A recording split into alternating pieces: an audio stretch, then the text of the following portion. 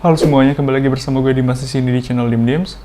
Oke, video kali ini gue itu mau ngebahas tentang fan untuk PC, yang dimana fan ini powerful banget ya untuk performa pendinginannya. Dan juga katanya fan ini minim noise. Nah, bagi kalian yang baru nemu channel ini itu membahas tentang hal yang berkaitan dengan teknologi, itu seperti part-part PC yang kita bahas sekarang, terus juga ada gaming peripheral, terus ada monitor gaming dan gear-gear kamera ataupun lighting. Oke, sebelum kita membahas fan-nya, kita intro dulu.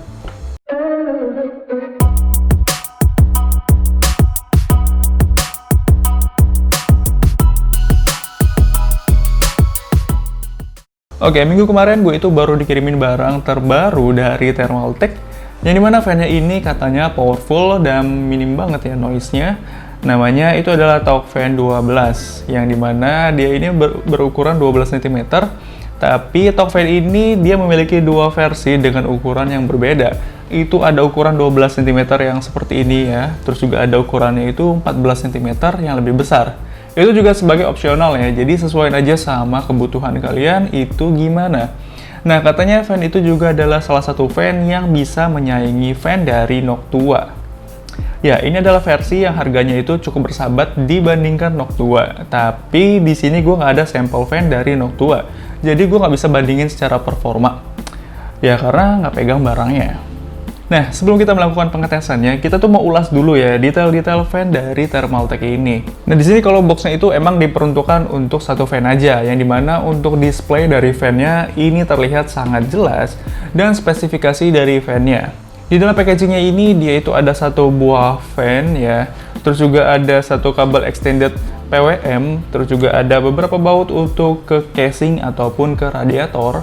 Dia juga ini bener-bener simple banget ya dan ringkas, kerasa ini tuh premium banget dan cukup berbobot dengan berat satu fan-nya itu 212,5 gram aja.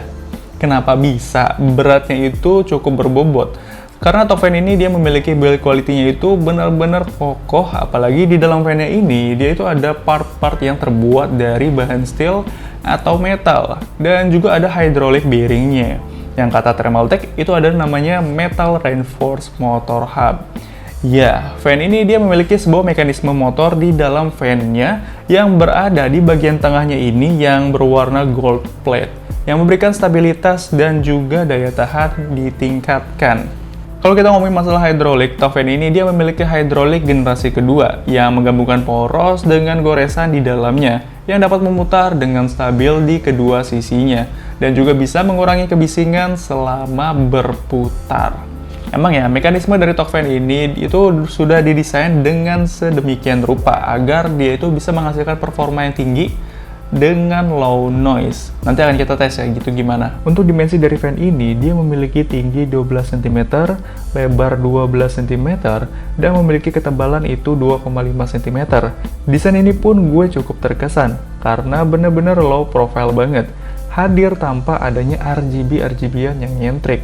Tapi, di bagian tengahnya ini ada hidrolik dan juga motor hub yang berwarna gold plate tadi, yang kita sudah bahas. Setelah itu ada dua buah logo Thermaltake di kedua sisi yang menjadikan desainnya ini nambah ganteng walaupun tanpa RGB. Nah, di bagian tengahnya ini kalau kalian lihat itu ada sedikit kayak gompel, itu bukan karena cacat produksi, tapi emang semua unitnya seperti itu. Untuk fan-nya ini dia memiliki durability atau ketahanannya itu 40.000 jam. Dengan kecepatan PWM-nya 500 sampai dengan 2000 RPM untuk maksimum speed-nya. Top fan ini memiliki 9 buah blade dengan build quality liquid crystal polymer atau LCP, sehingga memiliki high pressure yang tinggi pada saat dioperasikan dalam keadaan full speed. Di bagian sampingnya ini dia ada logo dari Thermaltake. Untuk kipasnya dia ini memiliki tekstur seperti brush metal. Ya, itu keren.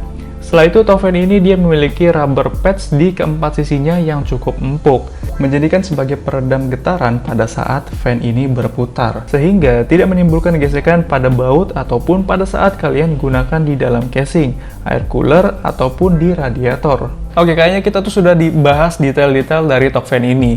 Nah, di sini kita tuh langsung aja melakukan pengujiannya, dan kita compare dari fan Thermaltake yang ada di studio gue aja. Itu ada CPU Cooler UX 200 ya. Dia ini memiliki speed 300 sampai dengan 1500 RPM. Ya, itu untuk speednya. Lalu ada fan Pure 12 ARGB dengan kecepatan 500 sampai dengan 1500 untuk maksimum speednya. Setelah itu, top fan ini speednya itu 500 sampai dengan 2000 RPM. Nah, untuk metode pengetesannya itu gue mau ngetes suhu dan juga noise yang dihasilkan dari ketiga fan ini dengan beberapa benchmark sintetis dan juga pada saat digunakan di dalam casing. Tapi nggak ke casing beneran ya. Gue itu cuma tes di bench table aja untuk itu, untuk mengetahui noise pada saat di set dengan kecepatan maksimum. Tapi, kalau untuk pengujiannya itu juga gue hanya menggunakan heatsink dari UX200 aja. Sisanya fan ini dari fan UX200, fan ini menggunakan Pure 12, setelah itu fan dari Thermaltake si Talk Fan ini. Jadi cuma menggunakan heatsinknya aja, sisanya fan ini berbeda-beda. Untuk sistem tesnya di sini gue menggunakan Ryzen 5 3500X, jalan secara default 3,6 GHz dan juga di overclock 4,3 GHz. Menggunakan memori RAM dari Thermaltake 16 GB, jalan di 3200 MHz, motherboardnya MSI B550 Tomahawk, storage-nya SSD 256 GB dari Team Group. GPU-nya ini GTX 1070 Asus ROG Strix dan power supply-nya gue menggunakan Corsair RM850X. Di pengetesan pertama ini Cinebench R20 non-OC atau jalan secara default 3,6 GHz, 5 kali loop.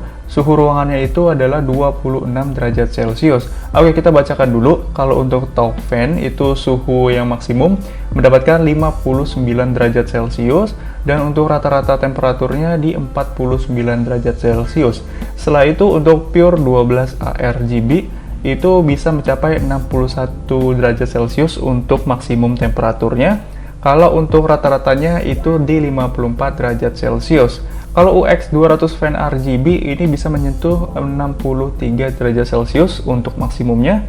Kalau untuk rata-ratanya 56 derajat Celcius. Dan setelah di overclock 4,3 GHz, Ryzen 5 3500X, 5 kali loop, ambientnya itu 26 derajat Celcius untuk suhu ruangannya. Untuk Talk Fan ini dia bisa mencapai untuk suhu maksimumnya 60 derajat Celcius, kalau untuk rata-ratanya 50 derajat Celcius. Nah, untuk Pure 12 ARGB itu bisa mencapai 63 derajat Celcius, dan untuk rata-ratanya itu 53 derajat Celcius. Kalau yang UX Fan RGB itu bisa mencapai 70 derajat Celcius untuk suhu maksimumnya. Kalau untuk rata-ratanya itu 60 derajat Celcius. Ya, ini semuanya itu angka yang cukup signifikan untuk Talk Fan 12 ini. Untuk Cinebench R20, Talk Fan ini bisa meredam panas yang cukup baik pada saat di overclock. Dapat suhu yang terbilang jauh lebih unggul dari yang lain. Selanjutnya pengetesan terhadap HW-Bot. Jalan secara default 3 kali loop dan suhu ruangannya itu di 26 derajat Celcius. Talk Fan untuk suhu maksimumnya di 56 derajat Celcius, kalau untuk rata-ratanya itu di 47 derajat Celcius. Kalau Pure 12 ARGB, untuk suhu maksimumnya itu di 72, kalau rata-ratanya dia mendapatkan 50 derajat Celcius. Dan untuk UX200, dia mendapatkan suhu maksimum di 72. Ya, ini sama ya dengan Pure 12 ARGB. Dan untuk rata-ratanya itu di 54 derajat Celcius. Selanjutnya gue overclock ke 4,3 GHz, 3 kali loop dan suhu ruangan masih sama di 26 derajat Celcius. Talk Fan ini mendapatkan suhu maksimum di 72. Setelah itu untuk rata-ratanya 57 derajat Celcius. Kalau Pure 12 ARGB mendapatkan suhu maksimum di 74 derajat Celcius. Untuk rata-ratanya di 54. Dan UX200 dia bisa menyentuh angka 76 derajat Celcius untuk maksimumnya. Dan untuk rata-ratanya itu di 57 derajat Celcius.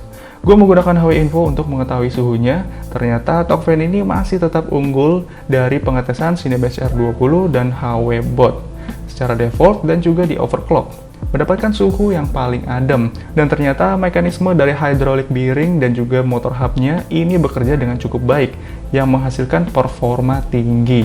Pengetesan terakhir ini untuk tingkat kebisingannya atau noise yang dihasilkan dari masing-masing fan.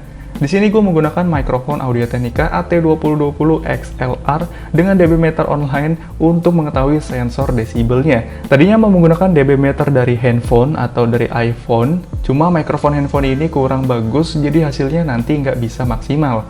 Dan juga gue mengatur kecepatan fan-nya ini dari software MSI Dragon Center, dari idle sampai dengan full speed atau maksimumnya. Nah, untuk UX 200 pada saat idle di 300 RPM, dia ini mendapatkan maksimum di 68 desibel dan untuk rata-ratanya di 65. Setelah itu fan pure 12 ARGB. Pada saat idle di 500 RPM, dia mendapatkan maksimum di 71 dan rata-ratanya itu di 68 desibel. Setelah itu kita coba untuk Talk Fan 12.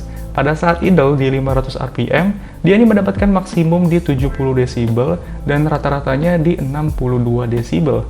Pada saat gue full speed di 100%, dia bisa menyentuh 1600 RPM dengan 80 desibel dan rata-ratanya itu 76 desibel. Nah, kalau kita coba full speed di 100%, dia ini menyentuh 1550 RPM dengan maksimum 81 desibel dan rata-ratanya itu 77 desibel. Dia bisa menyentuh 1900 RPM, ya emang nggak nyampe 2000 RPM, dan mendapatkan maksimum 78 desibel dan rata-ratanya itu di 72 desibel.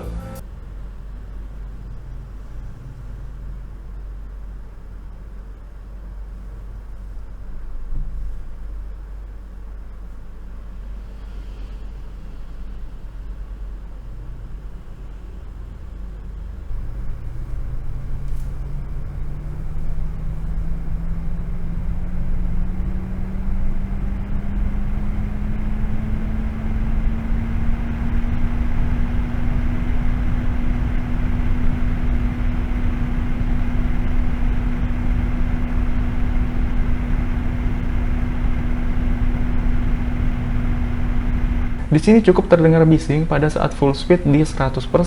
Kalau untuk idle-nya, ini cukup hening karena dia hanya berada di 300 RPM aja untuk idle-nya.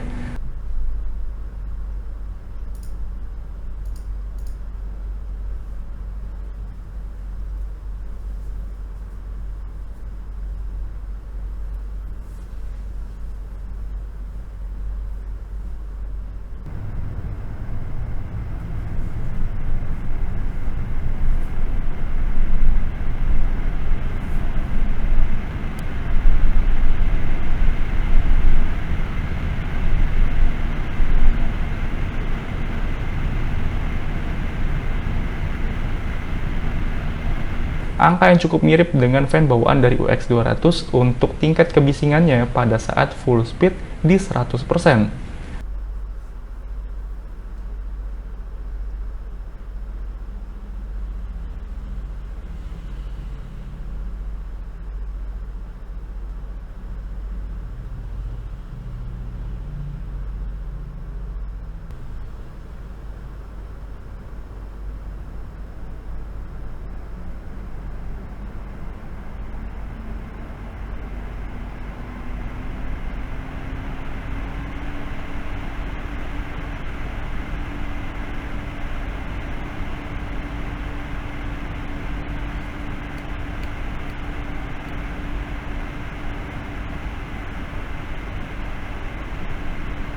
Wah, ini benar-benar hasil yang cukup memuaskan untuk Talk Fan, yang jauh daripada yang lain untuk tingkat kebisingannya pada saat full speed.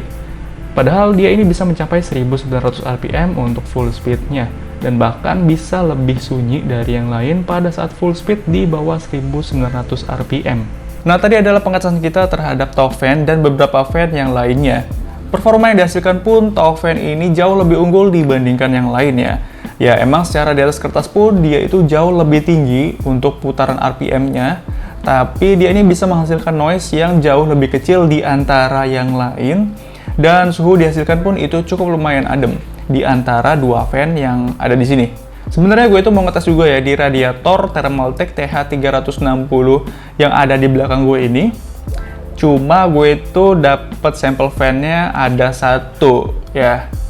Mungkin kalau ada 3 nanti akan gue bahas juga, akan gue compare dengan TH360 karena cuma ada satu sampel aja, jadi gue bisa tes menggunakan heatsinknya dari UX 200. Kalau kita ngomongin dari segi desain ya, Talk Fan ini emang terlihat lebih stealth dan juga nampak lebih klasik karena dia ini tidak ada RGB ya.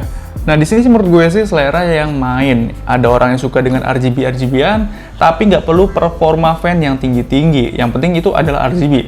Kalian tuh bisa pilih pure 12 RGB. Terus ada juga pengen nampak klasik dan kalem tanpa adanya RGB, tapi dia itu pengen performa yang jauh lebih adem. Kalian tuh bisa pilih top fan ini. Nah, tadi itu adalah dua selera yang berbeda-beda ya, ada kelebihan dan juga ada kekurangannya. Semuanya itu tergantung dari kalian. Nah, untuk harganya, dia ini dibanderol di kisaran harganya itu 300 ribuan aja, itu untuk satu piece fan-nya. Tapi, kalau kalian cari di online store, itu belum masuk untuk pasar Indonesia. So, pantengin terus saja official store dari Thermaltake di Tokopedia. Bagi kalian yang ingin support channel ini, itu bisa bantu dengan subscribe, like jika kalian suka dengan video ini, dan jangan lupa untuk komentar di bawah mengenai fan dari Thermaltake. Oke, gue pamit undur diri, gue Dimas, see you on the next video.